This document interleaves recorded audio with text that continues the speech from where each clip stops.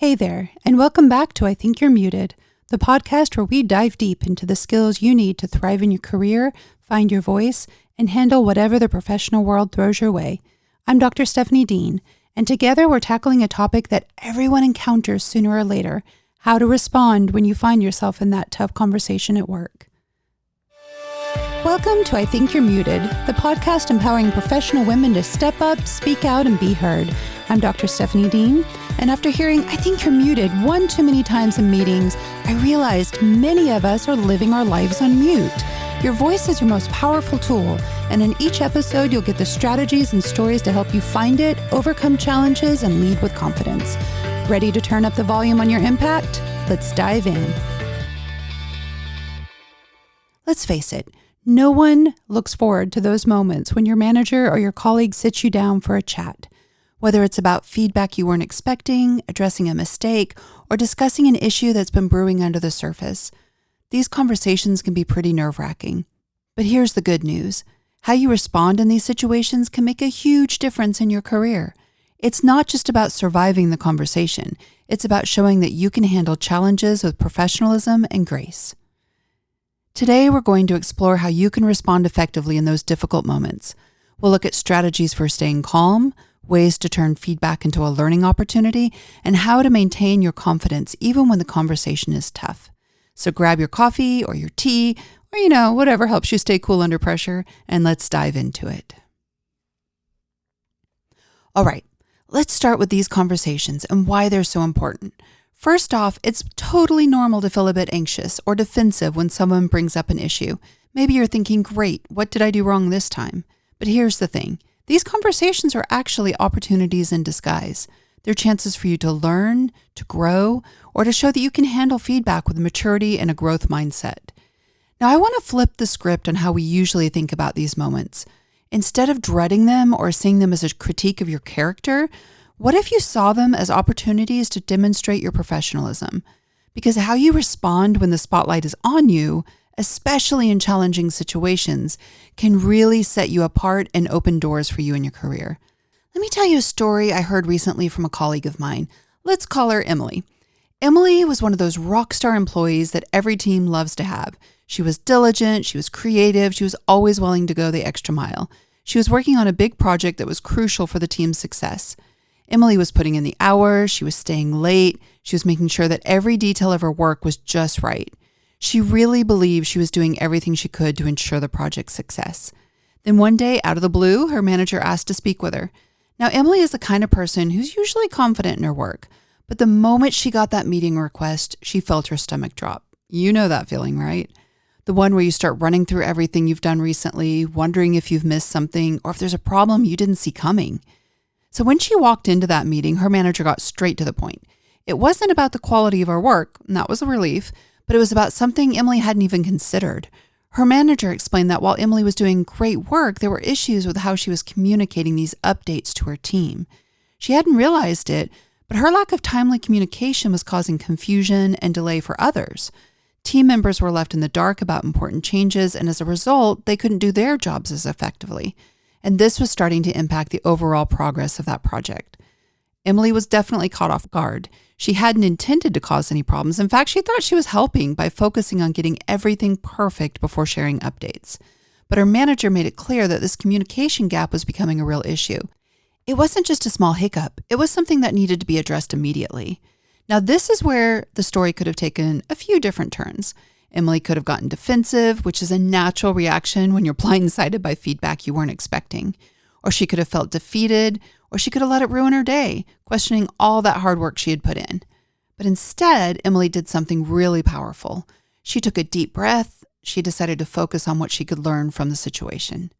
In that moment, she realized that something had changed in the way that she approached her work going forward. It wasn't just about doing good work. She was already doing that. It was about making sure that everyone involved was on the same page. Emily saw that her role wasn't just to produce great results, but also to ensure that those results were communicated clearly and in a timely manner. The light bulb went off. She understood that no matter how good your work is, if people don't know what's happening or what to expect, it can derail the whole project. After that conversation, Emily made some changes. She started setting up regular check-ins with the team, even if she didn't have all the answers yet. She made a point to send out brief updates more frequently just to keep everyone in the loop. And you know what? The change was almost immediate. The team started working more cohesively and the project got back on track. What's more, Emily's relationship with her colleagues improved because they felt more involved and informed. That conversation turned out to be a pivotal moment in Emily's career. It taught her the importance of communication, not just focusing on her own tasks, but also ensuring that the work was integrated into the team's efforts. She realized that being a strong team player isn't just about your individual contributions, but about how you contribute to the overall flow and success of the team. And that's a lesson we can all learn from. No matter how great you are at your job, it's essential to keep the lines of communication open. It's about making sure that everyone is on the same page, that expectations are clear, and that any changes or updates are shared in a timely manner. That way, you're not just doing good work, you're helping the entire team succeed. So Emily's story is a great example of how a tough conversation can actually lead to a positive change. It's easy to feel caught off guard or even a bit defensive when you're faced with unexpected feedback, especially when you're working hard. But what really stood out to me about Emily's experience was how she chose to respond. Instead of letting the feedback knock her down, she used it as a catalyst to improve her communication and her strength and her role within the team. And that's exactly what I want to talk about next. How you can prepare yourself to respond effectively when you find yourself in a similar situation. Whether it's the feedback you weren't expecting, a discussion about a mistake, or just a challenging conversation that you probably know is coming. Being prepared can make all the difference. So let's break down some strategies you can use to stay calm, to listen actively, and to turn these moments into opportunities of growth. First things first, listen. I mean, really listen. It's so easy to get defensive or to start thinking about how you're going to respond before the other person has even finished talking. But here's the thing, the more you listen, the better you'll understand where they're coming from and where the real issue is. It's okay to take a moment after they've spoken to gather your thoughts.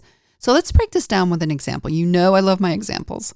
Suppose your manager says something like, "I've noticed there have been a few instances where deadlines were missed, and it's starting to affect the team's progress." Now, your instinct might be to jump in with explanations or excuses. Maybe you want to clarify that the deadlines were unrealistic or that you were waiting on information from someone else. But instead of reacting immediately, take a breath and focus on truly understanding the concern. One way to do this is by responding with something like, "I hear you, and I understand how that could be a concern. Can you share a bit more about the specific instances so I can better understand what happened?" This kind of response does a few things. It shows that you're taking the feedback seriously, it invites more detailed discussions, and it gives you time to process the information without reacting impulsively. Active listening isn't just about hearing the words. It's about making sure you're fully engaged in the conversation, understanding the underlying concerns, and you show the other person that their feedback is valued.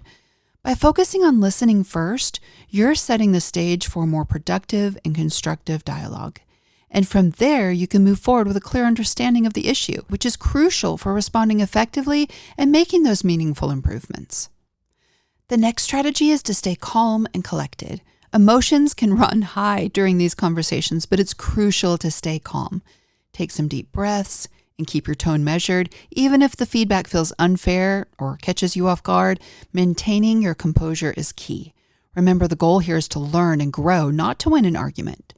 Let's say your manager brings up an issue with your communication style. They might say something like, "I've noticed that some updates weren't communicated to the team as clearly and quickly as needed, which caused some delays."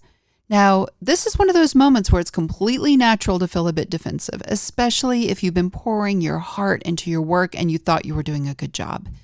It's easy to let those emotions bubble up. Maybe you feel hurt or misunderstood or even blindsided, but here's the key.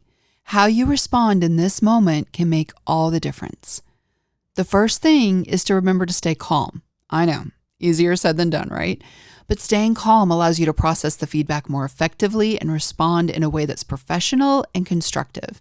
So here's some tactics that can help you with that. Before you say anything, you need to take that deep breath.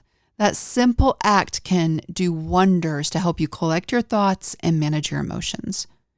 Breathing deeply sends a signal to your brain to relax. You're not fighting, you're not flighting, which can help reduce the immediate stress response. It also gives you a brief pause to consider your next words carefully.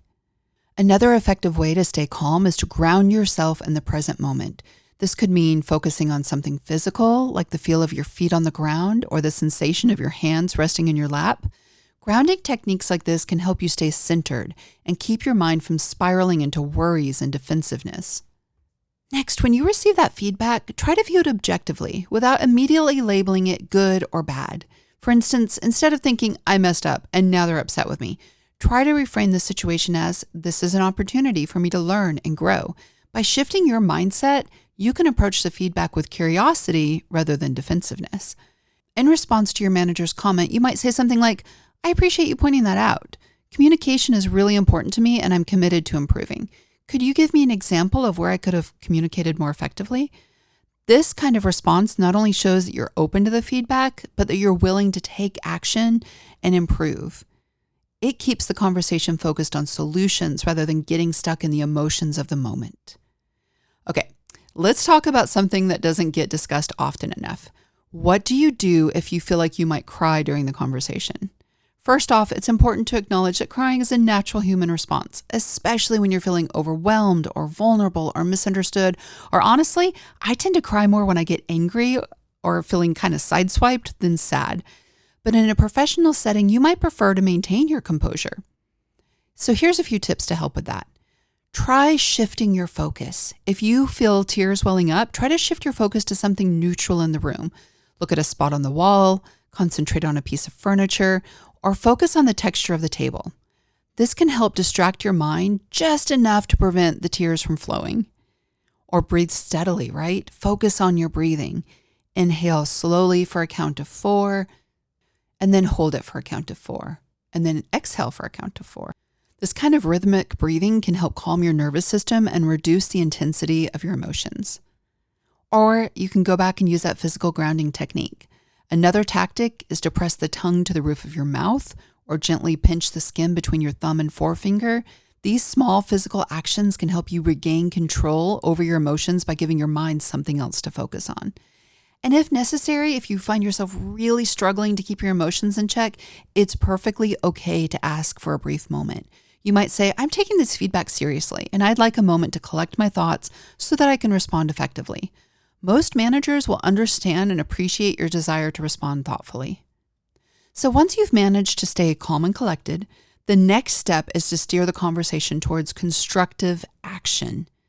After acknowledging the feedback, you might say something like, moving forward, I'll make it a priority to provide more detailed and timely updates.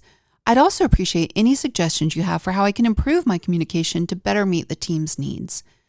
This approach demonstrates that you're not passively receiving this feedback, but you're actively looking for ways to improve. It also shows that you're committed to the success of the team and willing to take the steps necessary to make that happen. So we've discussed active listening tactics to stay calm, but sometimes feedback can be a bit vague or broad, and it's okay to ask for clarification, right? So this shows that you're engaged and that you care about understanding the issue fully. It also helps you avoid any misunderstandings about what needs to be improved. For example, if your manager says, I think you need to pay more attention to detail in your work, you could respond with, I'd really like to improve in this area. Could you provide a specific example where my attention to detail fell short? That way I can focus on making concrete improvements. Sometimes you also need to just own your part, right? Accountability is a big deal when it comes to handling tough conversations. When you're given feedback, especially if there's truth to it, owning your part is crucial. And there are great ways to take that feedback and turn it into action. But here's where it can get tricky. How do you acknowledge where you could have done better without diminishing the value of the work you've done or undermining your worth? It's important to remember that being accountable doesn't mean downplaying your contributions or beating yourself up for mistakes.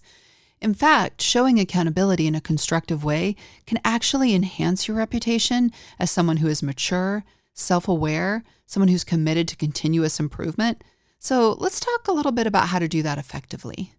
First, you need to acknowledge the impact and not the identity. So what do I mean by that? When you receive feedback, focus on the specific impact of your actions rather than internalizing it as a flaw in your character or your abilities. For instance, if your manager points out that a missed deadline has impacted the team, you could acknowledge this and make it not about your overall competence. You might say, I understand how my missed deadlines have affected the team's progress, and I take full responsibility for that. Moving forward, I'll reassess my time management strategies to ensure this doesn't happen again. Notice that this response is about addressing the specific issue at hand, but does not diminish your overall value as a team player. You're also going to want to express your commitment to improvement. So accountability is looking forward as much as it is about owning the past. After acknowledging the feedback, you want to shift that focus to how you're going to improve.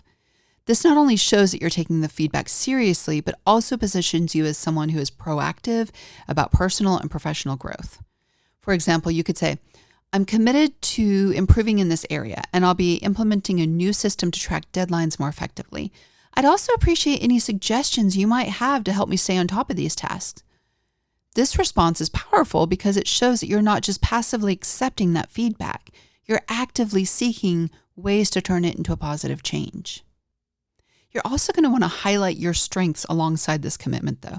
So while it's important to acknowledge your areas for improvement, it's equally important to remind yourself and others of your strengths. You can show accountability while still reinforcing the value that you bring to the team. For example, you might say something like, I understand that my communication on this project could have been clearer, and I'm going to work on that.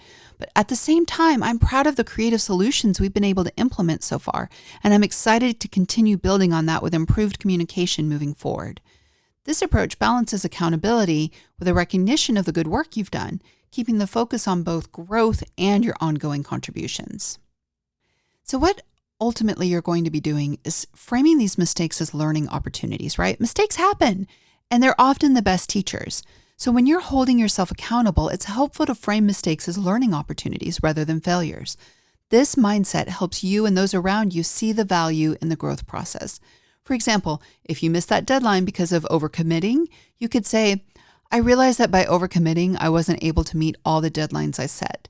This has taught me the importance of setting more realistic goals, and I'm going to apply that lesson moving forward to ensure some better outcomes. This kind of framing turns a potentially negative situation into a positive stepping stone for future success. You also may want to set a plan for improvement. Setting that clear plan about how you'll address the feedback is a crucial part of showing accountability. It's one thing to acknowledge a mistake, but it's another to outline how you're actually going to fix it. This not only reassures your manager or your team that you're serious about improvement, but it also gives you a roadmap to follow. For example, you could say, to prevent missed deadlines in the future, I'm going to start using a project management tool to better track my tasks and deadlines. I'll also check in more frequently with the team to ensure everything is on track. If there's anything else you think I should focus on, I'd love to hear your thoughts. This shows you're taking responsibility, you're being proactive, you're finding solutions, and also opening up for suggestions. You're really starting to mix these tactics together into a very proactive statement. So let's bring this into the real world with a few examples. Imagine you're in a tough conversation about a project that didn't go as planned. Your manager might say something like, I'm concerned that the project missed several key deliverables, and I want to understand what happened. Here's how you can apply the strategies we've discussed. First, listen actively. Take in everything they're saying without interrupting. Then stay calm. Acknowledge their concerns and ask for specific examples if you need more clarity. Maybe you say, I understand the importance of these deliverables, and I'd like to go through what happened so we can pinpoint where things went off track. Next, own your part. If there's something you could have done differently, admit it. I can see now that my time management could have been better on this project. I'm going to focus on improving on that going forward. And then finally, turn it into action. Moving forward, I'll set up more frequent check-ins to ensure that we're on track, and I'll be more diligent about managing my timeline. I'll also document everything more clearly so we're all on the same page. See where I'm getting here? See how we mix those tactics? Now, one last thing I want to put in here. While accountability and commitment to growth are crucial, there's also times when you might need to consider if the feedback you're receiving is a sign that it's time to move on from your current role. If you're consistently receiving feedback that feels misaligned with your strengths or your values or your career goals, despite your best efforts to adapt and improve, this might be a signal that your role or the environment just isn't a right fit. Sometimes feedback can highlight fundamental mismatches between what you're passionate about and what's expected of you in the role. Maybe the feedback you're receiving feels like it's pushing you in a direction that doesn't resonate with your true aspirations. Or perhaps you're finding that no matter how much you adjust, the role just doesn't allow you to fully leverage your strengths. In these cases, it's important to take a step back and evaluate whether staying in the role is serving your long-term career and personal growth.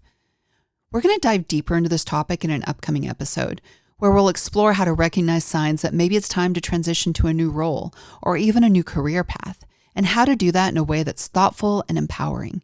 So if you've ever felt that nagging sense that a role just isn't the right fit, or if you're wondering how to make a graceful exit, stay tuned. You're not going to want to miss that one. So here's your challenge for this week. If you find yourself in that tough conversation, try applying these strategies.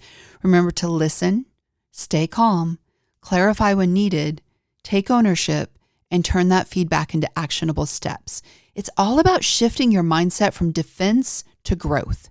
And trust me, the more you practice, like everything I say, the more natural it'll feel. If you do have one of these conversations this week, or if you've had one recently, I'd love to hear about it. Share your story on our social media channels or send it directly to the show. Let's learn from each other's experiences and keep growing together. So tough conversations are never easy, but they're an essential part of personal and professional growth. By responding with grace and composure and a willingness to learn, you can turn these challenging moments into powerful opportunities to advance in your career. Next week, we're going to dive into a topic that many of you have asked about specifically with regards to meetings, and that's handling interruptions and how to redirect a conversation, and how to turn those challenges into opportunities. It's going to be a really insightful discussion, so be sure to tune in. And as always, if you're enjoying the podcast, please don't forget to subscribe, share with a friend, and leave a review.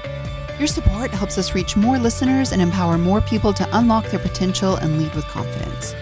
Thank you so much for joining me on I Think You're Muted. Until next time, remember, your voice matters and the world needs to hear from you. Thank you.